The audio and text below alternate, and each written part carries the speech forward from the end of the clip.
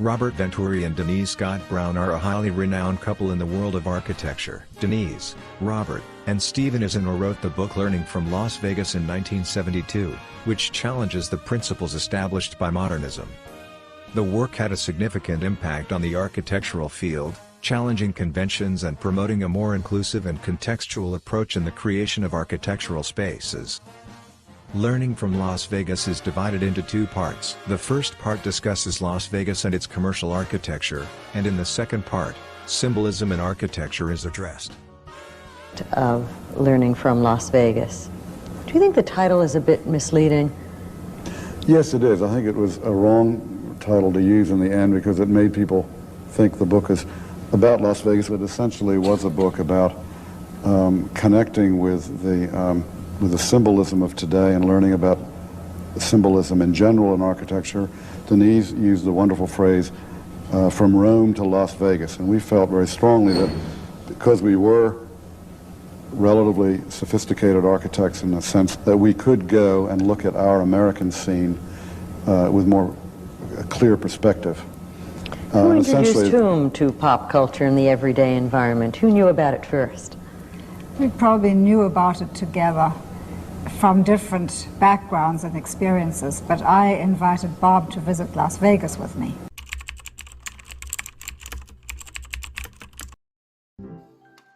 The symbol in space. It is an architecture of communication over space. Communication dominates space as an element in the architecture and in the landscape.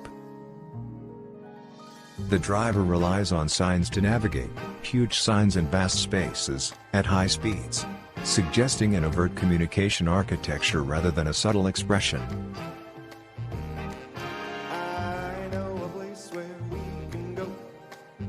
Our recognition of commercial architecture exists at the highway scale.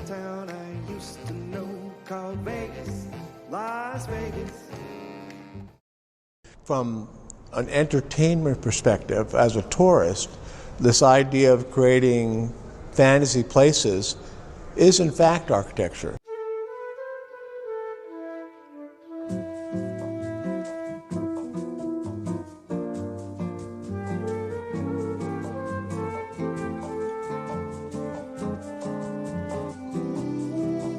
Each city is an archetype rather than a prototype, an exaggerated example from which to derive lessons for the typical.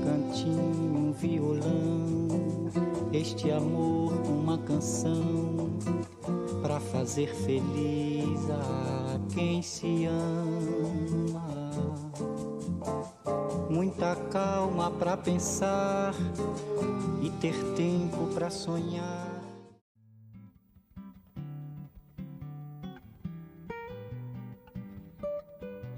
Robert, have you ever noticed that on Main Street in American cities, the storefronts, for pedestrians, and the external signs, perpendicular to the street, for drivers, dominate the scene in almost equal ways? Yes, Denise, it is as if the symbol dominated the space. Architecture is not enough, since spatial relationships are made more by symbols than by forms. Architecture in this landscape becomes more symbol in space than form in space. Architecture defines very little. Large signs and small buildings are the rule on Route 66. The driving experience is a sequence played out before the eyes of a captive, somewhat fearful but partly inattentive audience, whose vision is filtered and directed forward. The sign is more important than the architecture. This is reflected in the owner's budget. The sign in front is a vulgar extravagance, the building in back a modest necessity. If we remove the signs, the place doesn't exist.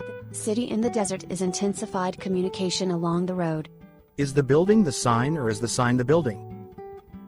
Good afternoon, everyone. We are here today with two icons of architecture, Denise Scott Brown and Robert Venturi, to discuss the influence of Las Vegas on Brasilia. Welcome.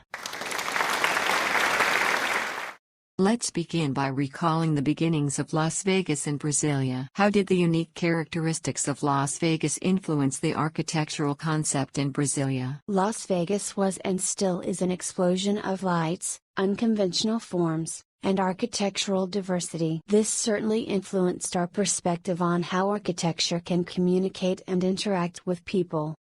In Brasilia, We observed a more austere modernist approach, but there was an opportunity to incorporate elements from Las Vegas to make the city more dynamic and humanized. You often speak about the symbolism of architectural form in your book Learning from Las Vegas. Can you see any similarities with the capital of Brazil in this regard? The city of Las Vegas is a significant symbol, with its large and colorful signs, and its sculptural buildings that are like a duck, challenging the rigidity of modernism and encouraging a more eclectic and contextual approach in the creation of architectural spaces. Is nothing more than several symbolic elements. The cathedral, for example, is nothing more than a duck.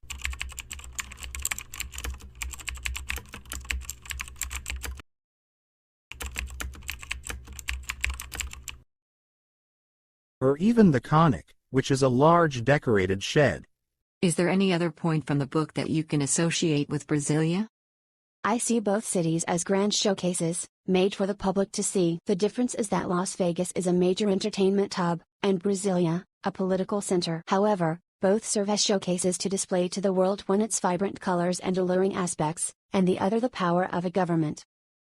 Both cities act as showcases, highlighting the stark contrast between what is meant to be shown and what is meant to be hidden.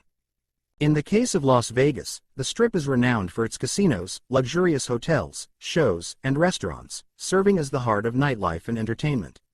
The rest of the city is often neglected when compared to the main tourist areas. Similarly, in Brasilia, the commercial streets differ significantly in the front and at the back, which can be perilous to navigate due to being concealed, dark, and mostly abandoned.